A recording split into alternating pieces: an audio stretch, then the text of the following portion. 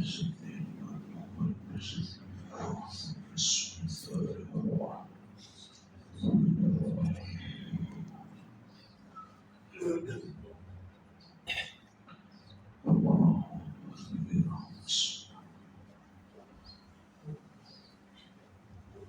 لله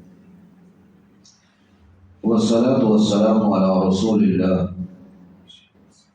وعلى آله وأصحابه من والاه.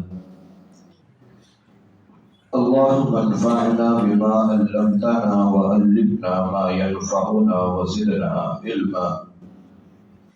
أعوذ بالله من الشيطان الرجيم. بسم الله الرحمن الرحيم.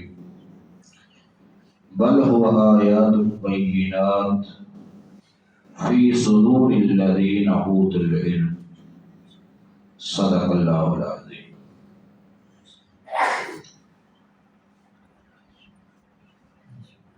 حضرات، جس طرح کے دنیا جہان کی تمام کتابوں میں قرآن کا رتبہ الگ ہے، قرآن کا رتبہ سب سے زیادہ ہے، اسی طرح دنیا جہان کے لوگوں میں قرآن والوں کا رتبہ بھی الگ ہے، اور قرآن والوں کا رتبہ بھی سب سے زیادہ ہے۔ وہ لوگ جو قرآن سیکھتے ہیں، جو قرآن سکھاتے ہیں، وہ لوگ جو قرآن پڑھتے ہیں، جو قرآن پڑھاتے ہیں۔ آج کا میرا موضوع گفتگو ایک حافظ قرآن کی شان، کہ ایک جو حافظ قرآن ہوتا ہے، اللہ تبارک و تعالیٰ نے اس کو کتنی زیادہ شانیں اور کتنے زیادہ مقام عطا کیے، اور اللہ تبارک و تعالیٰ کے یہاں اس انسان کی کتنی زیادہ قدر و قیمت ہے۔ رسول اللہ صلی اللہ علیہ وآلہ وسلم کی حدیث ہے، رسول اللہ صلی اللہ علیہ وآلہ وسلم نے فرمایا خیرکم من تعلم القرآن وعلمہ، فرمایا دنیا جہان کے لوگوں میں سے بادشاہ افضل نہیں، بادشاہ بہتر نہیں، کوئی وزیر بہتر نہیں، فرمایا دنیا جہان کے لوگوں میں سے اگر کوئی بہترین انسان ہے، فرمایا بہترین انسان وہ ہے جو قرآن سیکھتا ہے، جو قرآن سکھاتا ہے، جو قرآن کی تعلیم لوگوں کو دیتا ہے۔ اور اس حدیث کے پس منظر کے اندر ابو عبد الرحمن سلمی رضی اللہ تعالی عنہ، ان کے بارے میں آتا ہے حضرت عثمان رضی اللہ تعالی عنہ کے دور سے لے کر جب حجاج بن یوسف جو ہے یہ گورنر بنتا ہے، اس زمانے تک یہ لوگوں کو قرآن کی تعلیم دیا کرتے تھے۔ لوگوں نے پوچھا امام صاحب آپ کو اتنی زیادہ دیر ہو گئی، اتنا وقت ہو گیا آپ قرآن کی تعلیم دے رہے ہیں، کیا اس میں کوئی بات ہے؟ کوئی آپ اور کوئی کام کیوں نہیں کرتے؟ انہوں نے کہا کہ ایک حدیث ہے جس نے مجھے اس مسند پر، اس مصلی پر بیٹھنے پر مجبور کر دیا۔ وہ کیا ہے کہ رسول اللہ صلی اللہ علیہ وآلہ وسلم نے فرمایا ہے کہ بہترین لوگ وہ ہیں جو قرآن سیکھتے ہیں، قرآن سکھاتے ہیں۔ فرمایا میں اپنا شمار اور بہترین لوگوں کے اندر کرنا چاہتا ہوں۔ اگر انسان قرآن کی ایک دو آیات یاد کر لے، اس کی شان کے ہی کیا کہنے، اور جس نے جو ہے سارا قرآن مجید یاد کیا ہو اس کی تو پھر جس طرح اسی پنجابی کہتے ہیں سونے نے سوا کیا نکل ہے۔ انسان ایک دو آیات یاد کر لے۔ ایک دن رسول اللہ صلی اللہ علیہ وآلہ وسلم صحابہ اکرام رضوان اللہ علیہ مجمعین کے درمیان تشریف فرما ہے۔ نبی کریم صلی اللہ علیہ وآلہ وسلم نے فرمایا میرے صحابہ، کیا تم میں سے کسی ایک کو یہ بات پسند ہے کہ وہ بطحا نامی جگہ پر جائے، یا دوسری جگہ کا آپ نے جو ہے وہ تذکرہ فرمایا وادی عقیق کے اندر وہ جائے، وہاں سے جا کر اونٹنی لے کر آئے جس کی کوہان بہت زیادہ بلند ہو، اور جس کی کوہان بلند ہو وہ سب سے زیادہ عمدہ اونٹنی جو ہے وہ سمجھی جاتی تھی کہ یہ سب سے زیادہ قیمتی اونٹنی ہے۔ صحابہ اکرام رضوان اللہ علیہ مجمعین فرماتے ہیں ہم میں سے ہر ایک آدمی نے یہ کہا کہ اللہ کے پیارے پیغمبر ہمیں یہ بات بہت زیادہ پسند ہے کہ ہم جو ہے وہاں سے جا کر اونٹنی لے کر آئیں اور ہم کسی سے جھگڑا بھی نہ کریں، وہاں پر کوئی اونٹنی ہمیں دے دے۔ رسول اللہ صلی اللہ علیہ وآلہ وسلم نے فرمایا میرے صحابہ تم میں سے کوئی آدمی صبح کے وقت بیٹھ کر فرمایا قرآن مجید کی ایک آیت یاد کر لے، ایک آیت سمجھ لے، ایک آیت کی تعلیم حاصل کر لے، فرمایا اس سرخ اونٹنی سے، اس اونچے پہاڑ کی اونٹنی سے بھی یہ زیادہ بہتر ہے۔ جس نے 2 آیات یاد کی، فرمایا 2 آیات ان 2 اونٹنیوں سے بہتر، جس نے 3 آیات کو سمجھا اور یاد کیا، فرمایا 3 اونٹنیوں سے بہتر۔ ایسے کوئی عظیم الشان کتاب ہے جس کے بارے میں ایک آیت یاد کرنا دنیا و ما فیہا میں سے جو بہترین چیز ہے اس سے بھی زیادہ جو ہے وہ بہتر ہے کہ انسان ایک آیت اس کی یاد کر لے۔ انسان کبھی سوچ کے دیکھے دنیا جہان کے آپ لوگ جو ہے وہ پروٹوکول دیکھتے ہیں، آپ دیکھتے ہیں ایک وزیر نکلتا ہے تو اس کے پیچھے گاڑیوں کی ایک لمبی لائن ہے، ایک جو ہے وہ بڑا کسی قوم کا جرنیل نکلتا ہے تو اس کے پیچھے جو ہے وہ بڑی گاڑیوں کی لائن ہے۔ آپ سمجھتے ہیں کہ یہ پروٹوکول کی انتہا ہے، میں اس سے بھی زیادہ عمدہ پروٹوکول آج آپ کو دکھاؤں گا۔ رسول اللہ صلی اللہ علیہ وآلہ وسلم نے فرمایا وہ آدمی جو اللہ تبارک و تعالیٰ کا دین سیکھنے کے لیے، قرآن کی تعلیم حاصل کرنے کے لیے، حدیث کی تعلیم حاصل کرنے کے لیے اپنے گھر سے نکلتا ہے، اللہ تبارک و تعالیٰ کی ذات اس کے پاؤں بھی زمین پر نہیں لگنے دیتی۔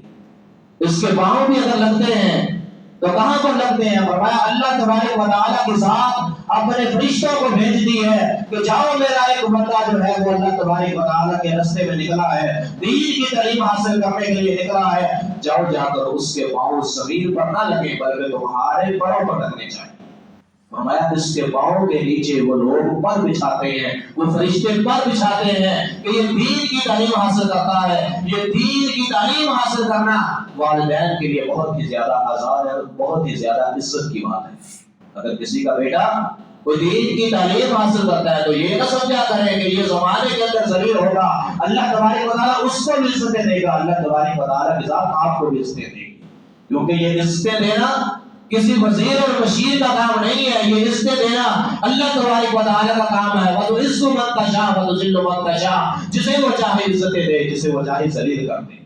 رسول اللہ صلی اللہ علیہ وآلہ وسلم نے فرمایا کل قیامت کا دن ہوگا، اللہ تبارک و تعالیٰ نور کے ممبر لگوائے گا۔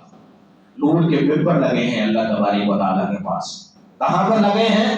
جہاں پر لوگ جو ہے اپنے پسینے کے اندر غرق ہیں، جہاں پر لوگ پریشانیوں کے اندر ہیں، وہاں پر اللہ تبارک و تعالیٰ نے نور کے ممبر لگوائے اور اللہ تبارک و تعالیٰ نے تاج بنوائے۔ وہ تاج ایسے تاج ہیں، فرمایا اس تاج کے ایک موتی کی روشنائی فرمایا اتنی ہے کہ اس سورج کی روشنی بھی اس کے آگے جو ہے وہ کم پڑ جائے۔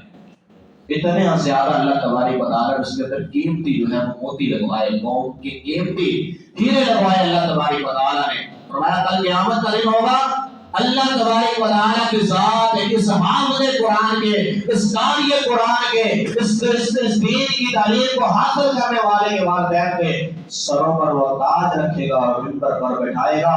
لوگ دور سے دیکھ کر کہیں گے یہ وہ لوگ ہیں جنہوں نے اپنے بچے دین کے لیے وقف کیے تھے، یہ وہ لوگ ہیں جنہوں نے دین کی تعلیم لوگوں کو دی۔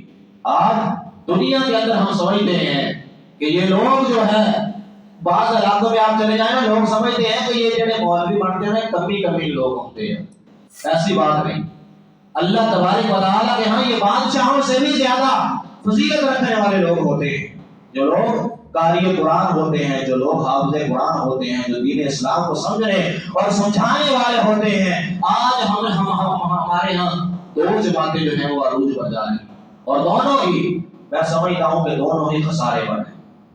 ان میں سے ایک جماعت وہ ہے جو سمجھتے ہیں کہ اگر ہم نے علماء سے کوئی بات پوچھی، علماء کے ساتھ ہم نے بحث کی تو گویا ہم نے غلطی کی، اس میں ان کی شان میں توہین نہیں کرنی، انتہا کر دی اس کی عزت اور اکرام کیا۔ اور دوسری جماعت وہ ہے جو سمجھتی ہے اینو کی ہوتا ہے اتنا زیادہ حدیثوں میں مینو ہوتی ہے، اینو کی ہوتا اتنا زیادہ حدیثوں میں مینو ہوتی ہے، اس سے زیادہ علم تو میرے پاس ہے۔ انہوں نے گستاخی کی انتہا کر دی، رسول اللہ صلی اللہ علیہ وآلہ وسلم کی حدیث ہے، فرمایا قرآن و حدیث والے کی عزت کرنا اور بادشاہ کی عزت کرنا، قرآن و حدیث والے کی عزت میں نہ زیادتی کی جائے نہ کمی کی جائے۔ اللہ تبارک و تعالی جو اس کو بادشاہت دی ہے، اللہ تبارک و تعالی جو اس کو خزانہ دیا ہے، اس کا احترام کیا جائے۔ فرمایا اس کا احترام کرنا اور اس بادشاہ کی جو عادل ہے، جو بہتر بادشاہ ہے، اس کا احترام کرنا۔ فرمایا یہ اللہ تبارک و تعالی کی عزت کرنے میں سے ایک عزت کرنا ہے۔ کہ انسان اگر ان کی عزت کرتا ہے تو گویا وہ اللہ تبارک و تعالی کی عزت اور احترام کر رہا ہے۔ کیوں؟ ان کے پاس وحی کا علم ہے، ان کے پاس ایسا علم ہے جو انسان کو اللہ تبارک و تعالی کے قریب کرتا ہے۔ ہمارے استاد اور ہمارے استاد حافظ مسعود عالم صاحب حفظہ اللہ تعالی وہ فرمایا کرتے ہیں، جو اللہ تبارک و تعالی نے فرمایا واعتصموا بحبل اللہ جميعا، اللہ تبارک و تعالی کی رسی کو مضبوطی کے ساتھ پکڑ لو۔ فرمایا وہ اللہ تبارک و تعالی کی رسی یہ قرآن ہے، یہ قرآن ہے جس کا ایک سرا اللہ تبارک و تعالی کے ہاتھ میں ہے اور ایک سرا جو ہے وہ ہمارے پاس موجود ہے۔ حضرات کبھی ان کی توہین نہ کریں، کبھی ان کے ساتھ جو ہے وہ بحث فضول نہ کریں۔ جو بات ہے علم کی ہے پوچھیں، اس میں کوئی معنی نہیں ہے، لیکن صرف اس لیے بحث کرنا کہ اس کو میں نے نیچا دکھانا ہے، یہ ایک ذلیل انسان کی علامت ہے۔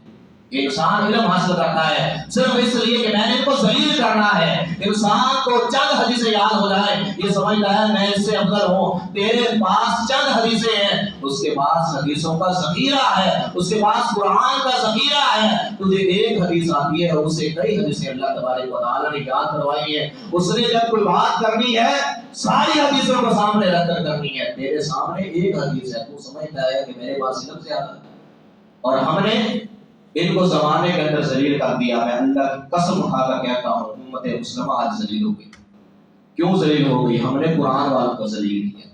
کیوں ذلیل ہو گئی؟ ہم نے دین اسلام کے ماننے والوں کو ذلیل کیا۔ کیوں ذلیل ہو گئی؟ آج بڑے بڑے لوگ جو ہے وہ بیٹھ کر بات کرتے ہیں، جی قاری صاحب انہوں نا کوئی نہ کوئی اپنا کاروبار کرنا چاہیے۔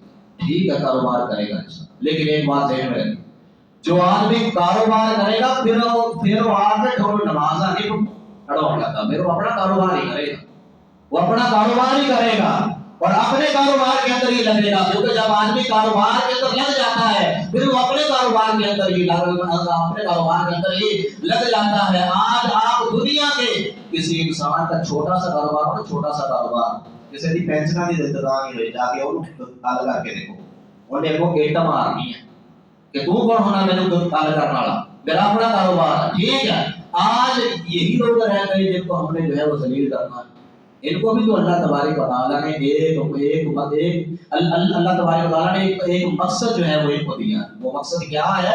وہ انبیاء کا، اللہ تبارک و تعالیٰ نے جو انبیاء کا شیوا تھا، جو انبیاء کا طریقہ تھا کہ لوگوں کو ہدایت کی جانب لوگوں کو لے کر آنا، لوگوں کو ہدایت کی جانب لگانا ہے۔ اللہ تبارک و تعالیٰ نے ان کو یہ جو ہے یہ عہدہ دیا تھا۔ اللہ تبارک و تعالیٰ نے یہ بادشاہت ان کو عطا کی تھی کہ یہ لوگوں کو سیدھے کام کی جانب جو ہے وہ لوگوں کی رہنمائی کرتے ہیں۔ ہمارے ہاں لوگ جب بات کرتے ہیں نا، یہ جو میں باتیں کر رہا ہوں یہ عموماً ہمارے معاشرے کی ہے۔ ہمارے یہاں لوگ بات کرتے ہیں جی علماء کے بارے میں رسول اللہ صلی اللہ علیہ وآلہ وسلم نے فرمایا کہ ان کو اپنے رب نہ بنا۔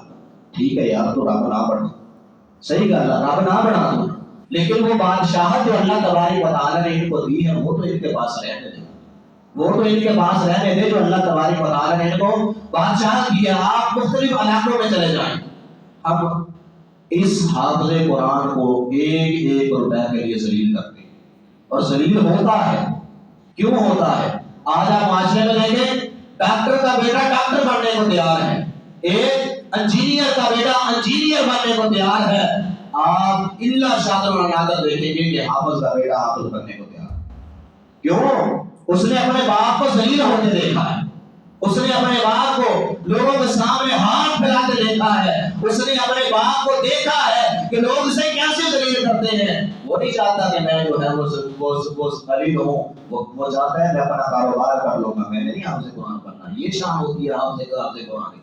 ایک بات ذہن میں رکھیں، اور یہ جو ویڈیو بن رہی ہے پتہ نہیں بات جو ہے وہ کہاں تک جائے گی، ایک بات ذہن میں رکھیں، اگر میرے اور آپ کی وجہ سے ایک آدمی بھی دین اسلام سے ہٹ گیا، ایک حافظ مسجد کی خدمت سے ہٹ گیا، آپ کی ساری نیکیوں کا بیڑا غرق کرنے کے لیے کافی ہے کہ آپ نے ایک آدمی کو، ایک اللہ والے کو اللہ کے راستے سے ہٹا دیا، آپ نے ایک اللہ والے کو ذلیل کر دیا اور آپ نے ایک اللہ والے کو اللہ کے راستے سے دور کر دیا۔